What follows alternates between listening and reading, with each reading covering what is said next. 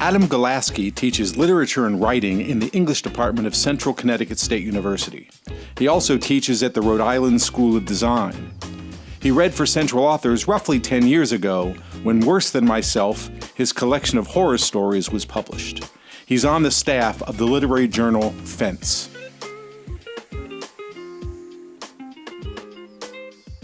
Thank you, Matt. I appreciate it.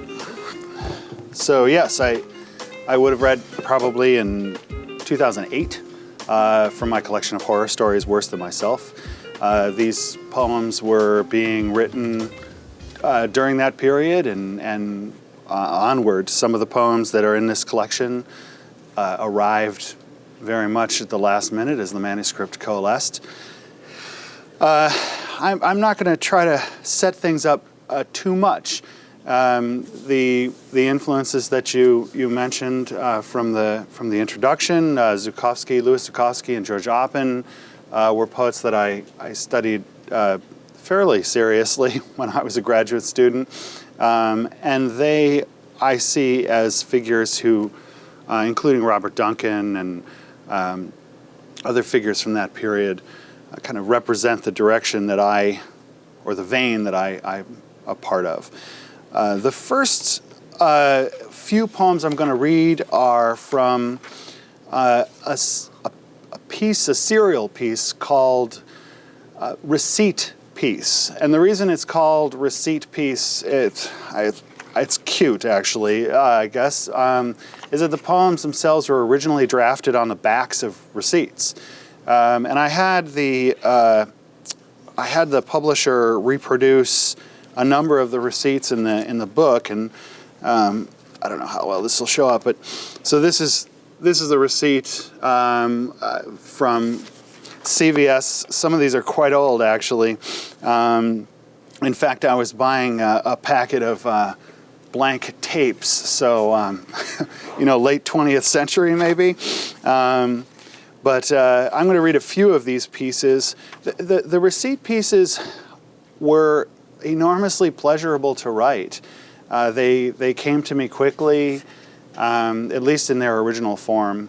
I then struggled with them for a long, long time. But and a lot of them, I realized as I was writing them that they were about the moment that I was enjoying in my life.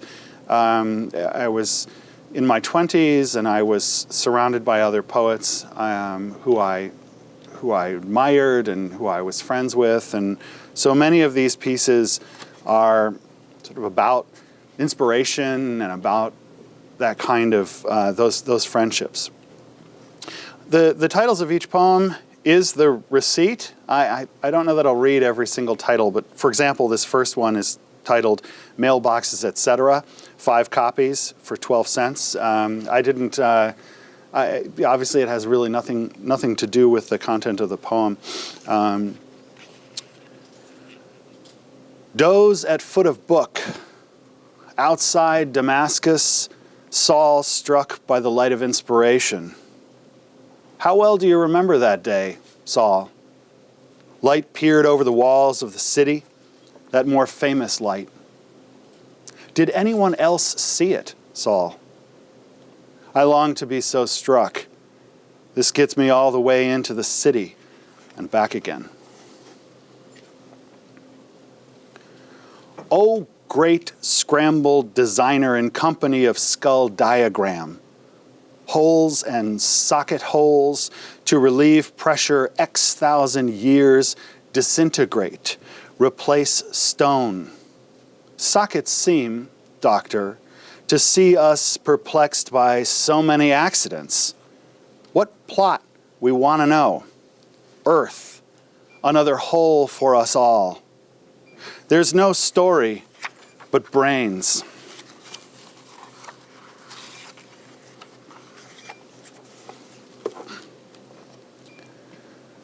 Dry, gale, bedroom floor. What does it mean my room is a mess? I ask for paper, ask books, recordings, underpants and frilly underpants, a glass, coffee mug with dusty dregs I'll drink when I consult the dried husk of a ladybug. Still, And what mostly is this mess? My wastebasket is a translucent blue plastic. When it's sunlit, it's the handsomest object I own. What I love about you, what you leave behind me.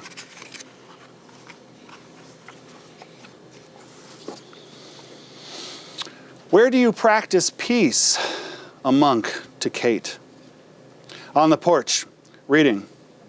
Neighbor says, don't read too much. I could read all day. What? A glass of water with a lemon in it. Neighbor asks, what are you reading? I'm reading, did I mention a glass of water with a lemon in it? I think that's my favorite one in the whole book. You and I, we're too aware of the lives of the poets. Are you, like me, aware of how we look as we cross Cambridge to Boston, slightly drunk, that is, intoxicated? How do we look up at a bar, smokes dangling from our lips, our whiskey and gin? What will save us from our hubris? Women? Books? Our good looks? Ha! When we walk, the bridge is shorter, and the cold air doesn't bite, and the night forgets itself to morning. Memory prefers whatever. An optical shop. Amy's uneven shoulders. What did she say? Was snow still in the air? In the warm sun, I can't remember anything but the warmth and the picnic table on which I dozed. The photograph I took. So now we move out of the receipt piece into a strange poem written in a magazine. This is called Nap, written on a 4-page Chanel ad spread. Panel 2. The intellectual nap cries for attention. A sleep can be seated anywhere. Panel 3. Dedication. You do not know what you are missing. Panel 4. If you do, our kisses will not be illicit. Sleep will, you sleep will, sweet prince, rain, sweet rains, oh. Panel 5. My motivation is obscure. Obfuscate your face. To obfuscate your face before bedtime. My motivation takes naps all over a frayed. Panel 6. Fabric. A sleep, seated worry. Panel 7. A nap for troubled minds. Panel 8. We sleep to gather our strength. Nap now, and we need not linger.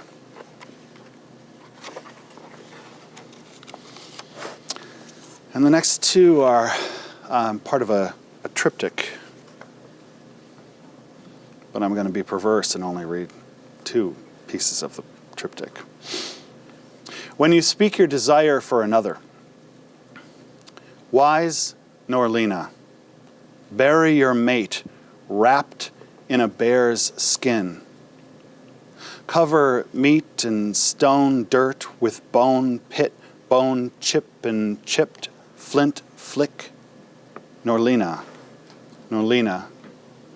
Rather than let go, litmus.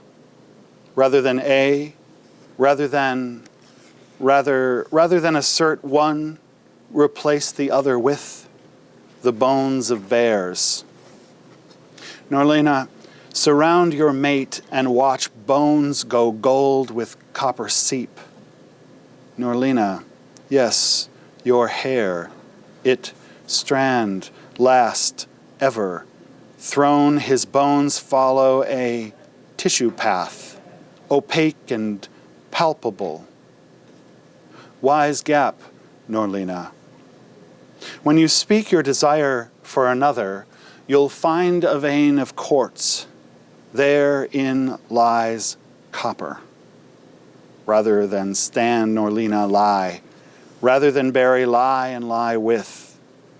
Norlina, the copper bones of your mate do not shine nor glow, but light the wrapped skin.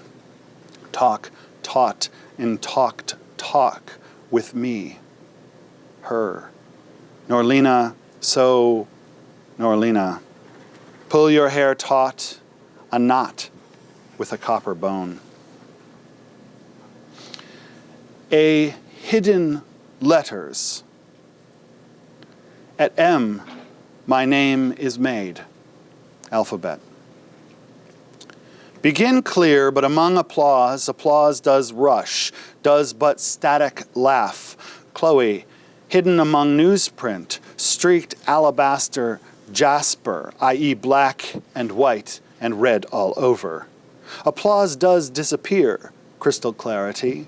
Chloe, but among the rush, a mirror. And so are such metamorphic mirror, Chloe, so are such therein, quartzite therein. The mineral rooms of natural history are streaked with a crystal flecked film therein. Beautiful tilted mannequins, skeletons. I don't know how else to put this to you. A walk spells forth new letters. Add cryptocrystalline question M to my alpha, beta. And Chloe, do not be surprised. The new letters are hidden. The pale corpse of a fawn caught in a swirling pool of mirror. Unsurprisingly, the new letters are hidden until Chloe catches the mirror's attention with her face, crystal naked and with a babe, or till Chloe dozes. Then illicit letters appear, new marks, M, strays, your face. Chloe, I don't know how else to put this to you. Letters unsent but made, illuminated behind the page. Tell me sin isn't what it used to be. Talk of sin's sense of humor and the hesitant waverer of letters, applause, as their music mirrors behind and above the crystal set. So the last piece I'm going to read is one of the title pieces. The collection is called Voice Notes. I was trying to solve the problem of writing while also making an enormously long commute on a regular basis. And I had a very cheap phone that allowed me to record 30-second snippets, voice notes. And I would record these on my drive, observing what I saw. A lot of these drives were taken in Montana, and which is why every once in a while mountain goats and things like that appear. Although not in this poem.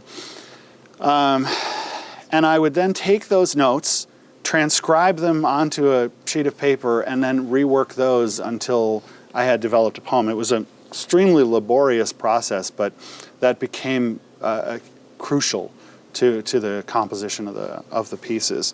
And in this poem, I had a dream, or I have a dream, about the 3 daughters that I'm going to have. So far, I've got 2, so we'll see what happens. Voice notes: Fox and 3 daughters. Here, foxtails grow rows, follow the road.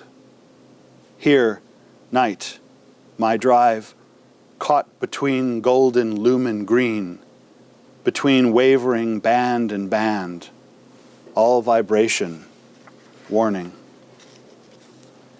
Here are no mountains, but an empty shape between trees and clouds, low cell tower light lights white like lightning, the curling low clouds, low scrub brush, black shape of wind in branches, says, "One night, I just won't make it."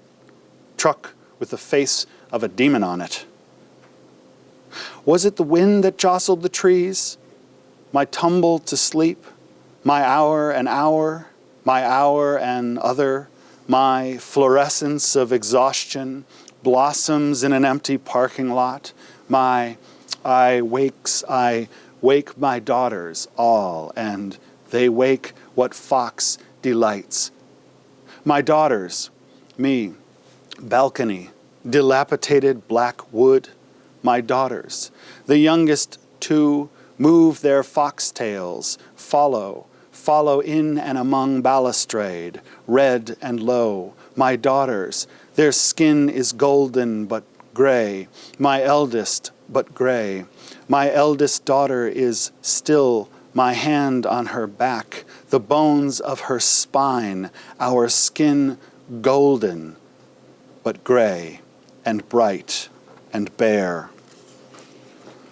All around are dangers, says the fox, but here my youngest are joyful, my eldest is calm. Our balcony is warm and dry and brittle. My daughters, we wake naked, and the gray light grows around us, colorful as trees lose their green armor. Here, time to stop, sleep to wake my daughters, nearer than when I first began to believe. Here, light went and came to morning, throw off dark arm or equip with warm light, though my body. Daughters remain frost, cold armor of the morning, the skipping third track of fox beneath fox paw, grass crackles fog, fills the reservoir. Let my armor be my savior, here my drive, unsound for pleasure. From branches hang birds, dead and withered. Fox knows when brush jumps to look for luminous flux. Wind jostled trees, here fox parts grasses as fox emerges. Fox looks either across the highway or long stretch of wood between east or west, or fox looks up or down to find the right book, to find written sights for fox to see long ago, to see again and only. Fox paws, tip of frost, juddering so much love for the trees here. Green, the leaves grow green to gray rust, to rose rich as purple. Some hold yellow here, the animals lived and slept. I dreamed fox stalked the slow lane slowly, dreamed one long tree leans to touch its top in the reservoir, springs upright and brings with it an arc of spray with light caught between beads, says, "Don't worry, how what you want will be fulfilled. Your daughters will come and be golden." Thank you. So that's my reading, and I guess there would be, there's a Q&A now. I'm going to indulge in some of this CCSU provided for water. Does anybody have any questions? Okay. It's not a whole lot of... That's fine. So I want to say, what gave you the idea to, record snippets and then put them into a paper and then try to transform them into, an actual poem? Where did that idea come from? Yeah, so in some ways, it's just an obvious solution to a problem. I've certainly recklessly made notes while driving on many occasions, but it's dangerous, especially in mountain roads. I was traveling a couple times a week to a little middle and elementary school out in Montana, and the drive was about an hour and a half one way maybe, and I was teaching poetry to these students. And along that drive, there was just always something interesting happening, some interesting sight, some old gas stations. Some, there were a lot of logging trucks. There were, so especially for me as a New Englander, it was like a whole new landscape, and to not be able to record it while I was seeing it bothered me. I also find that I was thinking about this the other day. The term, and I'm probably going to mispronounce it, plein air, which my RISD, Rhode Island School of Design, my art students talk about. Plein air painting is when you go out and sit outside and paint. I think it's a French phrase, so it's not plein air, it's something else. But I find that when I'm writing, I actually like to be in the place that I'm writing about, and I like to draw details directly from the environment that I'm in. So it's a combination of those things. I was thinking about poetry. I had this cheap phone. It was like the kind of Nokia that Keanu Reeves uses in The Matrix, and we're talking about old school. And part of what also appealed to me about it is that I was very limited. So I couldn't just ramble for an hour, which I would never ever transcribe, but I could record maybe 20, 30-second snippets before the phone memory was full. And that shaped the poems. And so that's something else I'm always looking for, is external forces to shape the poems. Yeah, thank you. An excellent question. Thanks. Any other questions? Yes? Do you find it easier to write a book of poetry or a book of short stories? Or maybe not even easier, just more of an enjoyable experience? Yeah, somebody asked me once if I preferred writing fiction or if I preferred writing poetry, and I think poetry it tends to be more fun, and when I'm working on it, especially when I have a period of time to really concentrate on it, which is rare, I thoroughly enjoy the process. Fiction requires a kind of daily doggedness that is exhausting, but I do love writing both, and so I continue to write both, and I can't imagine not writing either, and both kind of speak to each other. So I don't know. Is that a satisfactory answer? I'm not really sure. It's a question I'm working on myself, actually. 'Cause sometimes when I'm writing fiction, a short story, I really wish I was writing poetry, and sometimes vice versa. Yeah. Yeah, I wanted to ask about the way that you talked about writing on receipts. You talked about writing on newspaper, I think, and definitely, yeah. You talked about the Magazine importance of the environment while you were driving to inspire or to bring out the reactions of the creativity of the poetry. Yeah. Can you talk a little bit about medium or how the materiality of the world around you or of these objects that your poetry actually you put it down on these things? Can you talk a little bit about the material nature? Yeah, absolutely. I mean, some of it is, this book definitely, the poems in this book were often drafted on something not a computer keyboard, and they were often drafted on material that happened to be lying about. The poem that I think I didn't read so well about the messy room, when I cleaned that room, I decided to, I preserved all the receipts that I found, scattered on the floor, and just the kind of detritus that ends up in our pockets and that we carry around with us. And I became sort of interested in how much of that material exists, how much of that material there is, and how much of it one individual kind of accumulates. And, it became... So in part it was, what can I use this for? What can I do with this stuff? I'm not a sculptor, so I can't make it into paper mache or whatever, but I can write on it. I also find that different textures, using different kinds of pens or pencils, is play. And it's important, I think, for there to be an elephant. I like that. An element of playfulness when working, so that the work is not just this sort of grueling problem. I also find that if I can bring something to the desk where the computer is already drafted. I don't ever sit staring at the cursor. But I also, to speak specifically to, part of it is interacting with, in a physical way, with the materials that are at hand.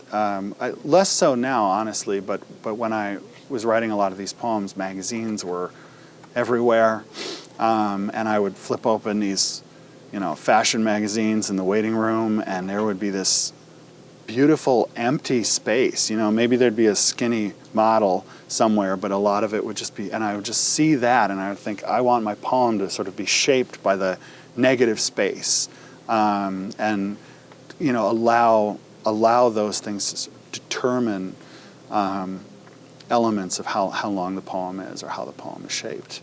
So yeah. Great, thank you. One last question, if you don't mind. Yeah, happy to. You mentioned that this image, the glass of water with a lemon in it, was one of your favorite images or one of your favorite poems in the book. Would you be able to explain a little bit about why that particular image or that particular poem was, what does it say to you? It said something to me, but what is your subjectivity as the author? Well, I hope I don't deprive you of how you've interpreted it by saying something about it. So I'll try not to be too specific, but part of it is with all of those little receipt pieces in particular. And actually, I'm surprised when I'm reading these poems over. I remember where I was. I remember specific moments, and I remember the moment that I was drafting that poem, just enjoying myself. I was just thoroughly happy. I have the neighbor who's worried that reading too much is bad, is harmful, and I have this glass of water with a lemon in it, which is just feels like a very pure, healthy thing, very refreshing and satisfying, and also visually beautiful. And it's lighthearted. It's a lot of these poems are very serious about love or family or marriage or whatever, and this poem is just this breezy moment. But it also it's also expressing my joy for the things that I've essentially dedicated my professional life to, reading and writing, and so yeah, there's something snappy about that turn too, to the glass of lemon or glass of water with a lemon in it. That's as an answer, it's an absurd answer, but it's I don't know. There's something very crystal clear about it. Thank you. Thank you very much. I enjoyed reading, and thank you for coming. I appreciate it.